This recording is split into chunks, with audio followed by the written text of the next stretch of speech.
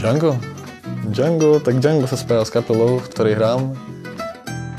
Blížilo sa z tej výročie jeho narodenia. Vtedy došlo k rôznym udalostiam. Zrazu bola kapela. A bolo dobre, že tak o 3 týždne ideme urobiť podujatie venované Djangovi, že poďme niečo nacvičiť. Tak to bola taká rýchlovka, nacvičili sme prvý 2 na sklade. A tam sme to spojili s nejakým filmom, s nejakým rozprávaním.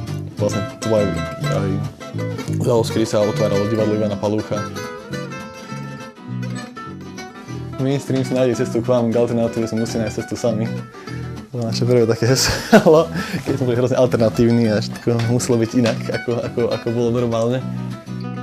Chcel som začal vlastne v roku 2009, kedy som so Zuzkou Borošovou, kamarátskou, sa troška podielal na druhom inom piacku a potom sa už nejako začali meniť predstavy o tom, čo ďalej a so Zuzkou sme sa rozhodli, že skúsime niečo viacej zaprášené.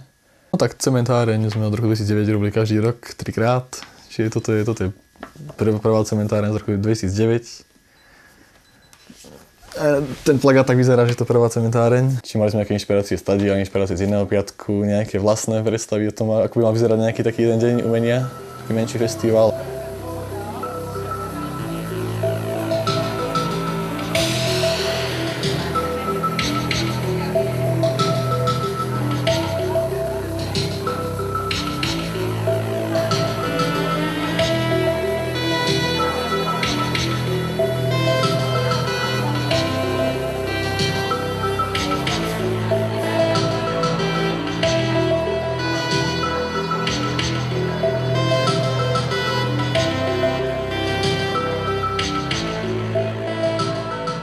Tretí ročník cementáreň, čo bol zatiaľ posledný, mal tiež úvodný plagát, tam sme zase troška inšpirovali, teda ja som taký fanúšik osamelých bežcov, tak sme sa tým ich obrazom pohybu inšpirovali a aj podtitul cementáreň tretieho ročníka bol Pohybliví nehovoria, kde sme také pár takých myšlienok napísali a to sa malo diať to, že by to ľudia ohýbali.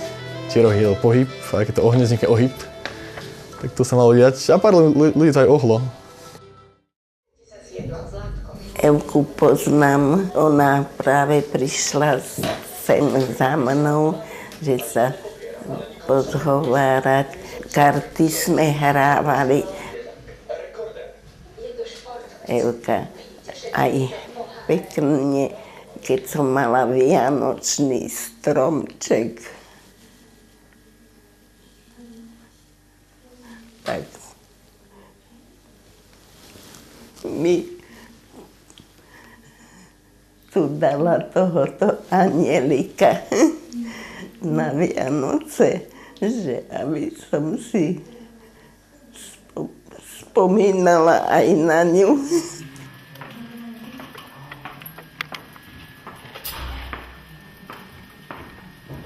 Tak ja som sa k tomu dostala cez pani riaditeľku, tak sa ma opýtala, že by som sem mohla chodiť. Tak ja som povedala, že to vyskúšam, lebo mi to celkom dobre znelo, že tak som sa na to tešila, neskôr som sa bála.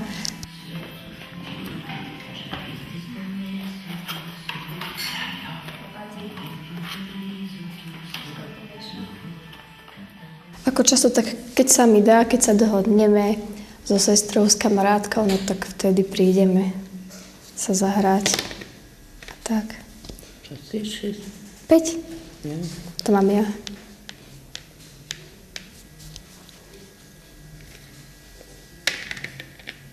No. 6. Hej. Tak dáva mi to hlavne dobrý pocit, že som tu s nimi šťastná. Je to pre mňa dobre strávené chvíle s nimi. Mám ich rada. Však? A ja. A ja vás. No. Kto ide? Sme sa skamarátili, no, chodieva, no teraz už keď v zime, tak už je to horšie, no ale predtým... Cez prázdniny, no to sme chodili tak každý deň. Hej, chodievala.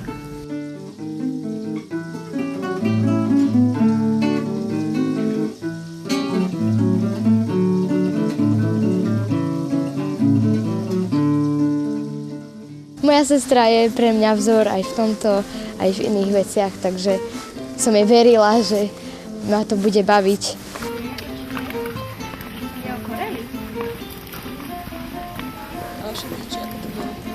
Oni sú veľmi šťastní, že takto nás to baví, tak nás v tom aj podporujú veľmi. Tak sú radi, že takto chodíme k ním.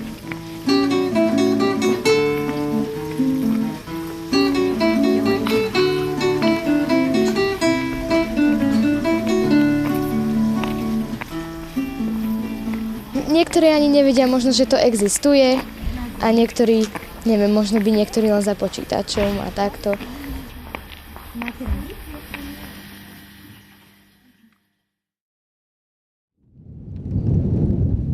Kde to boli?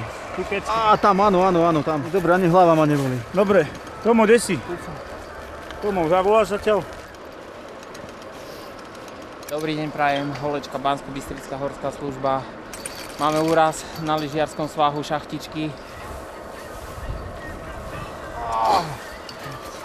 Pohode. To bude dobré. Dobre, na chrbát pomaly, poďme.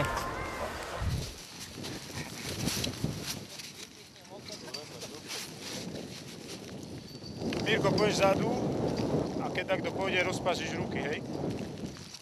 Akože za nami najvyššie budeš, hej? Prečo? Som rád, že sú tu záchranári. Hlavne tie lyže nemáš mať na ruksaku. Čo ste robili? Lyžoval som hlboký sneh.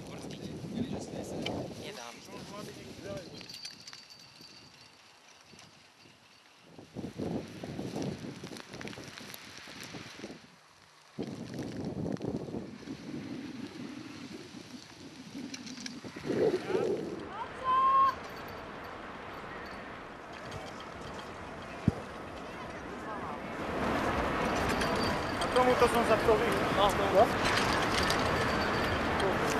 Keď som končil strednú školu, takých 18 rokov, tak sme s kamarátom riešili turistiku a toto a našli sme inzerát, že hľadajú, ako robí sa nábor do novovzniknutej horskej služby. Tak sme sa ozvali na inzerát a odtedy sme tu vlastne.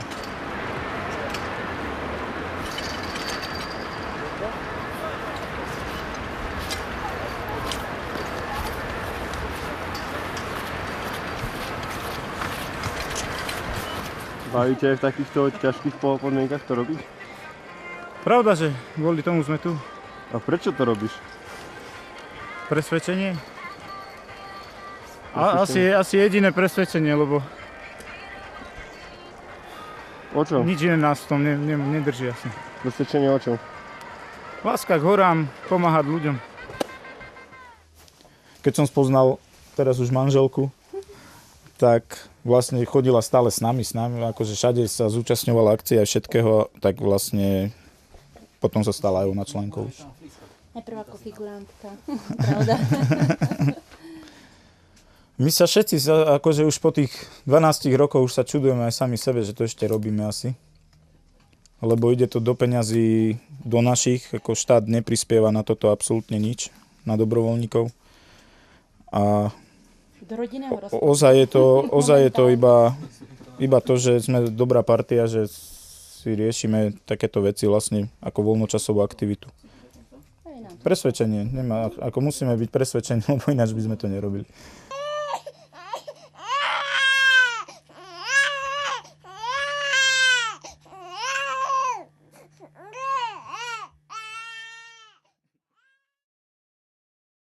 No, nachádzame sa akurát na Fončorde, na úplnej konci sídliska. My sme sa rozhodli to prerobiť na Dirt Park, čiže vlastne také niečo, taká nová obdoba bicyklovania extrémneho, kde nejde vlastne o rýchlosť, ale ide skorej o triky.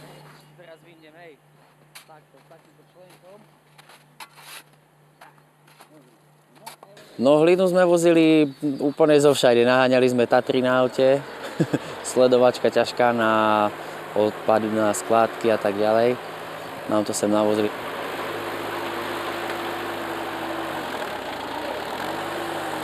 Ľudia najprv nám nadávali, že čo to tu robíme, A potom sme ich všetci zavolali a postretávali sme sa s nimi postupne a vysvetlím, že o čo ide, že tu bude aj malá trať pre deti a jedno s druhým stromčeky a celé to chceme skrášliť, tak potom už zostali spokojní, že teda fajn.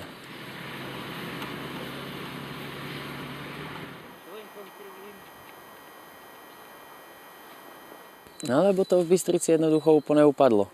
Všetci tu len sedia v krčme a sťažujú sa, že nič sa tu nedá robiť a nemajú kde ísť jazdiť, ale jednoducho sa nevedia dokopať k tomu, aby niečo spravili. Tak sme založili občianske združenie jednoducho a sme sa rozhodli, že to ideme spraviť my. Tu máme odloženú túto mini rampu, lebo ju nemáme kde mať odloženú a nemôže zmoknúť.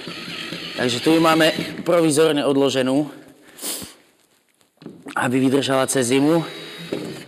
A momentálne ju musím rozmontovať a odniesť do bývalého kina Hviezda. Tam robíme koncert Onyx a vlastne bude sa na nej jazdiť, bude to ako spolusúčasť koncertu. Takže to musíme celé rozmontovať a na mieste zase zmontovať. A ešte preniesť, samozrejme. To, že sa dá niečo spraviť a nie len frflať.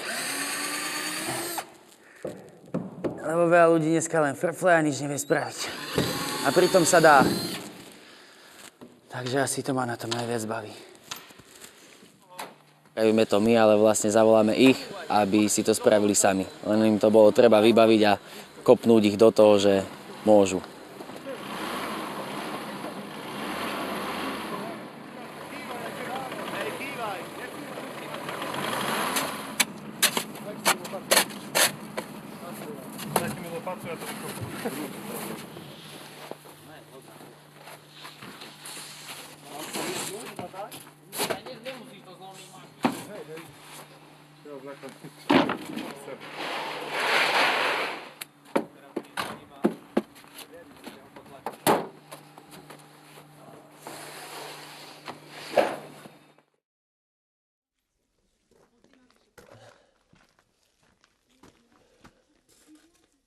Takže teraz sme v záhrade Centra nezávislej kultúry, ktoré práve vzniká.